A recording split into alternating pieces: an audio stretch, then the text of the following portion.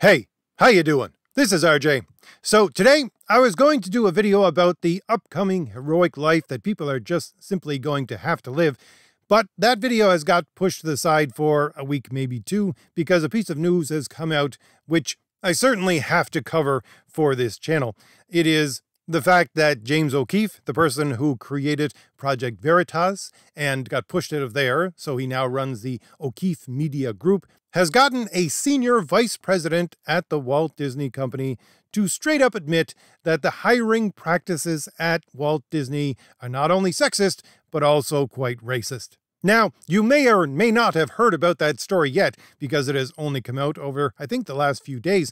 But what I want to go over is not just the announcement of this news, but also what I think the largest impact of this news should be. However, before I get there, I just want to remind everyone that there are 2 links in the description and the pinned comment for my 3 graphic novels. This is entertainment that is based on merit and presenting you the best product that we can muster up. My stories are based upon the heroic ideal, the true traditional heroic ideal.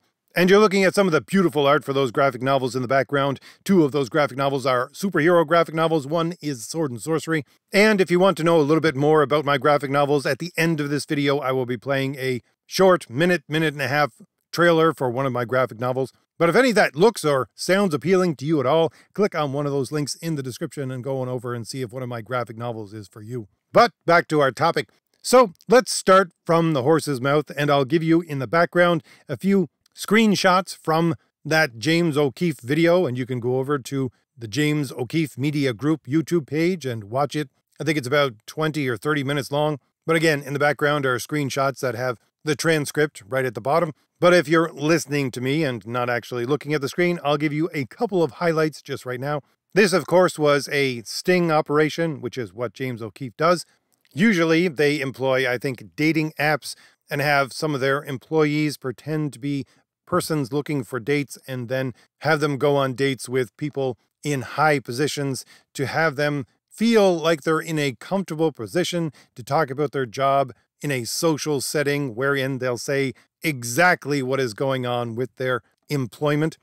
So that's the kind of situation that you have within these videos, and they record these videos secretly, of course, both audio and visual, so you can see and hear exactly what the person is saying. And again, they put transcripts at the bottom when they release these things. And the person that they have on tape right now is a senior vice president and team leader of 20th Television of the Walt Disney Company. And again, some of the highlight quotes that I'll put up on screen is him saying, and I quote, "Certainly, there have been times where, there is no way we're hiring a white male for this." And he goes on to explain what he's talking about there within the video itself. But later on, he also says that they're quite open about this within the company itself.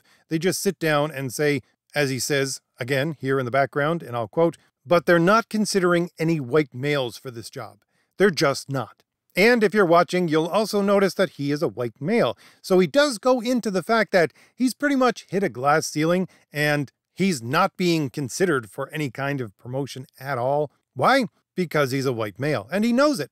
So this hiring practice does indeed run the gambit from what he says, because again, he's a senior vice president. He's talking about people that do managerial positions, and they're saying, no, we don't hire white males now. He's also talking about how they freely discuss that this is what we're not going to do when looking for talent to hire for their company. They'll come out and discuss it with each other, how they're not going to have any white males within X role. But he goes on to say that when they transfer that information to the agents, they have to be a little bit subtle. So that's basically the gist of what this interview, this secretly recorded interview, actually goes over.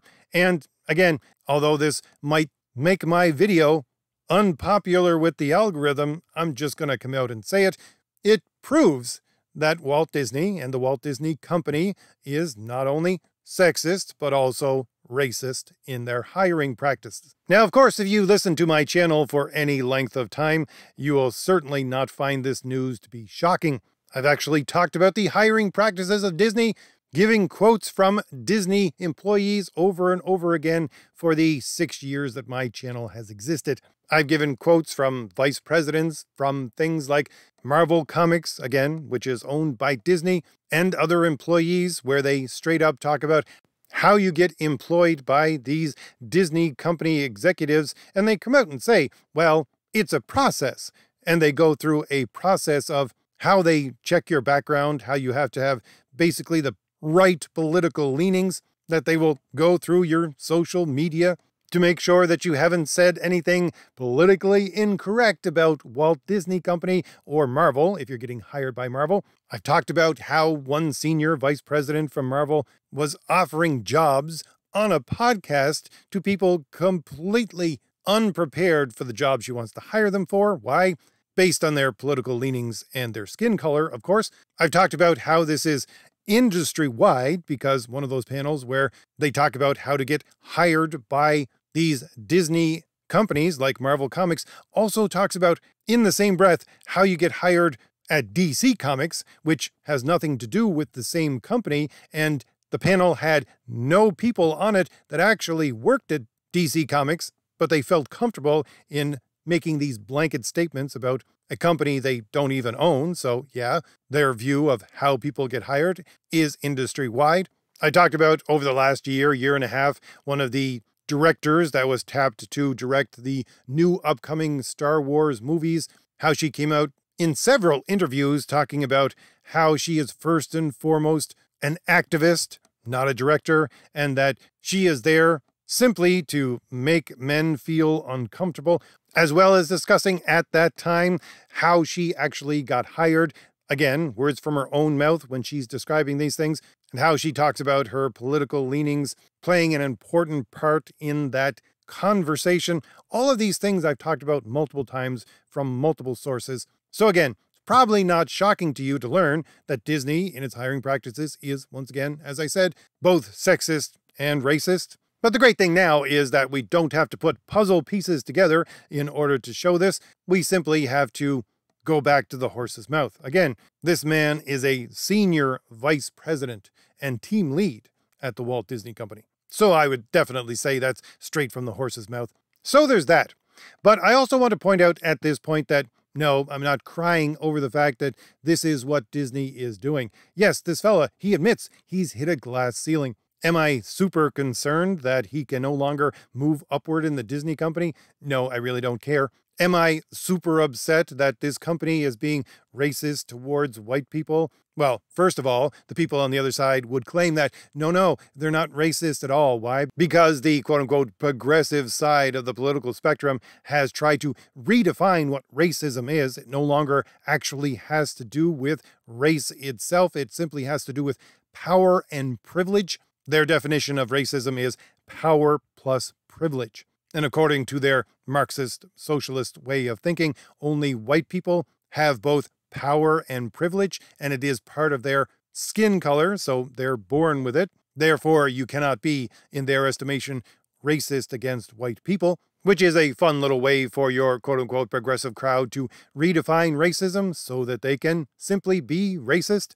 And again, I don't much care that this is what is going on within the Disney company, to the extent that I'm not going to cry over it. And why not? Well, simply because we've gotten to a point by now where these companies are so rotted from the inside that they cannot be saved. We have gotten to a point where they are starting, and I freely admit, starting to be replaced by alternative media, alternative industry groups. They are small, they are in their infancy, but they are systems of merit out there that are simply going to destroy these Goliath companies.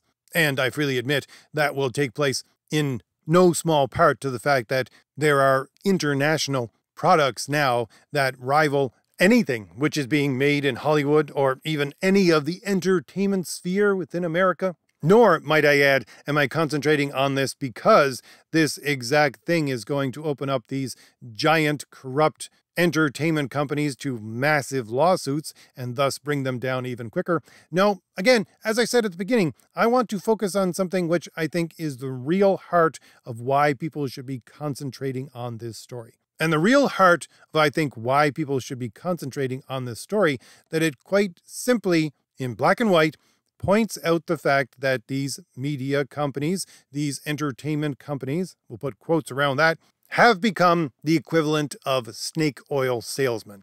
And what do I mean by that? Well, I mean that they're selling you a cheap product that doesn't actually do what it's supposed to do, but charging you a lot of money for it. And that's really significant. Why?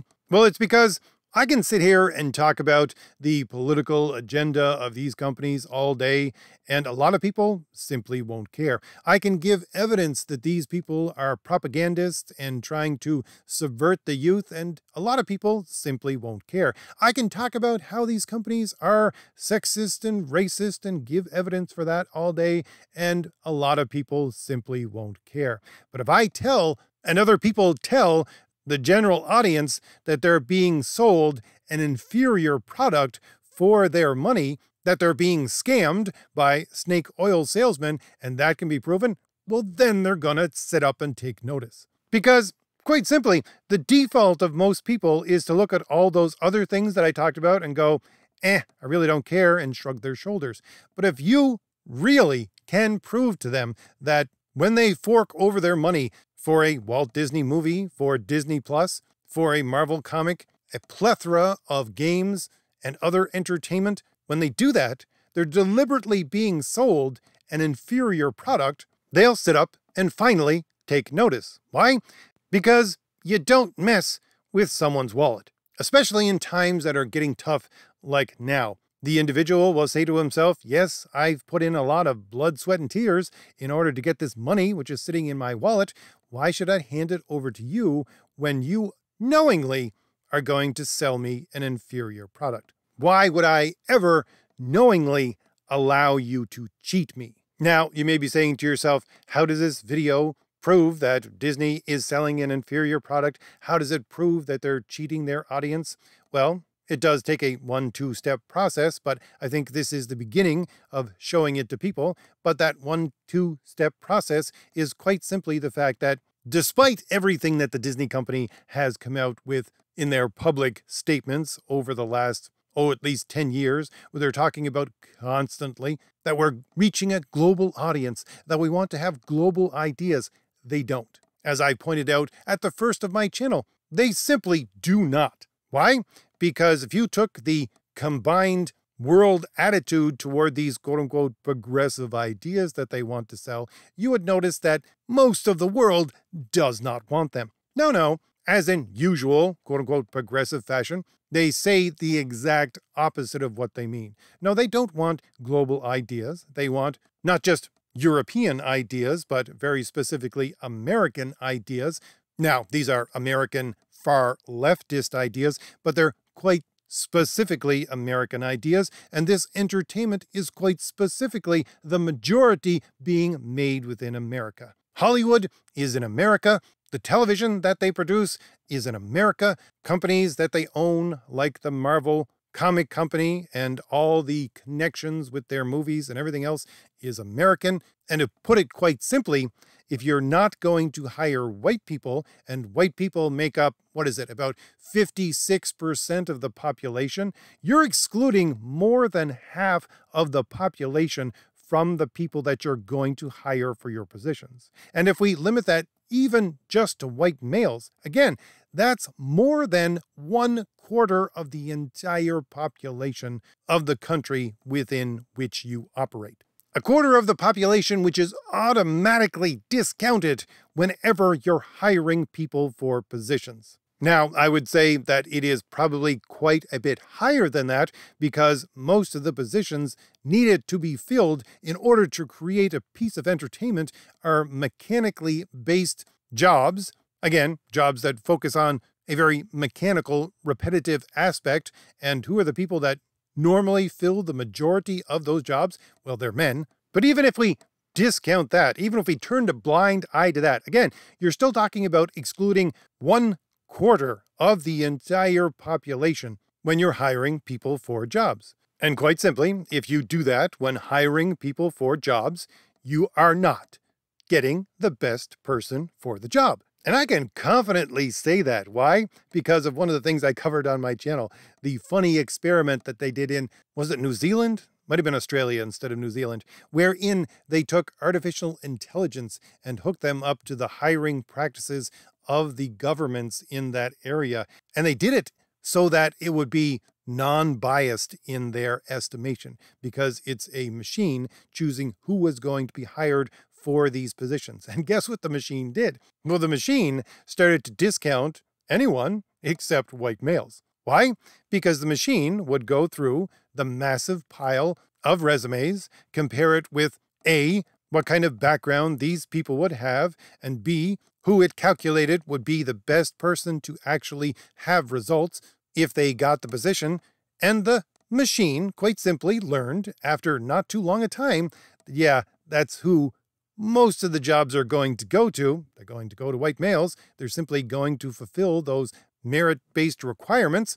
So might as well concentrate on those people. That machine learning experiment, by the way, had to be shut down by the government because it was actually thinking in this way. They wanted the entire thing to be set up since it would be non-biased, but when it became non-biased and actually started to show what non-biased actually looks like, they said, no, we can't have that. So yeah, the simple fact of the matter is that, is the white person always the best person for the job? Well, no, but if you look at things in a non-biased way, you'll see that 9 times out of 10, that's what you're going to get. Sure, that 1 time out of 10, it's not going to be the white guy. But then, if that is the case, you're going to run into another problem, which is merit-based as well. It's simply the fact that if you have a person who is selected as the best person for the job, and you don't have the other 9 people which could easily take over their job right at their heels, well, they're simply not going to be working as hard as they can. And again, I'm not pulling this out of my hat. This is something which I've gone over on my channel, going through actual feminist literature, talking about how men, especially white males, are focused on competitive aspects within their work and how they label it as a toxic part of masculinity. I've gone over podcasts, once again, from the Disney company, when talking about products that they put out like Marvel, where they say the exact same thing. They see merit, they see competition as being something toxic, as something evil. So their hiring practices are just another reflection of this non-competitive atmosphere that they want to build around their product. And again, for my money, and again, that's what this entire thing is about. But for my money, if you don't have those other 9 people nipping at your heels, waiting to take you down, to take your job, if you don't do it well enough, well, you're simply not going to get the best product out of that person. So really, the long and short of it is the fact that if this is their hiring practice, if their hiring practice is to exclude at the very bare minimum at least 1/4 of all the applicants who are going to apply for the job, they are hiring people to construct a product which are not the best people for the job. They are purposefully doing that. And if they're purposefully doing that, they're purposefully creating a product which is inferior. So it's built up within the DNA of this company, and I would say companies like it, that they're going to give you a cheaply made product. Now, they're not going to give it to you at a cheap price. Quite the opposite. Their fees for any kind of entertainment have simply been going up and up and up. So yeah, they're going to give you a cheaply made product for an expensive amount of money. And again, for me, that is further compounded by the fact that the product that they're selling you doesn't actually do or doesn't intend to do what it claims to do, which as a piece of entertainment is supposed to be there to entertain you, which brings me back to my comparison of these people to snake oil salesmen. But even if we discount that, this is what we have to concentrate on. We have to concentrate on the fact that they're selling you a cheaply made product. It is part of how they hire people and how they run their entire company to give you a cheaply made product. That's the message that normal people have to understand. You are throwing your money, your hard-earned money, at these people who knowingly are giving you an inferior product. And that's what we need to concentrate on because, quite simply, that is what is going to tick the normal person off the most. Alright, so if I've given you anything new to think about, hit like, hit the shield in the lower right-hand corner of your screen to subscribe, and leave me a comment. Tell me what you think about all this. And don't forget, there are 2 links in the description for my 3 graphic novels. Stories that are built upon the traditional way of making comics. Merit-based systems where we give you the best we can possibly come up with. And again, I'll be showing you a trailer for one of those graphic novels in just a couple of moments. But if any of that looks or sounds appealing to you at all, click on one of those links in the description and go on over and order yourself a copy of one of my graphic novels today. All right, I'll leave it there. I'll see you later. Bye. An age ago, the beating heart of our people was a king who knew only victory. He wanted nothing more than an honorable death on the battlefield. Yet, none could match him. And so he wandered the earth, becoming lost in time and tide. Then we too lost our honest purpose, while silk-clad men sat upon the throne. But tremble now, all cities that lay under the stars, for out of the shadows and mists of the land of promise, our courage has been rekindled. Our heart has returned, and the world will burn.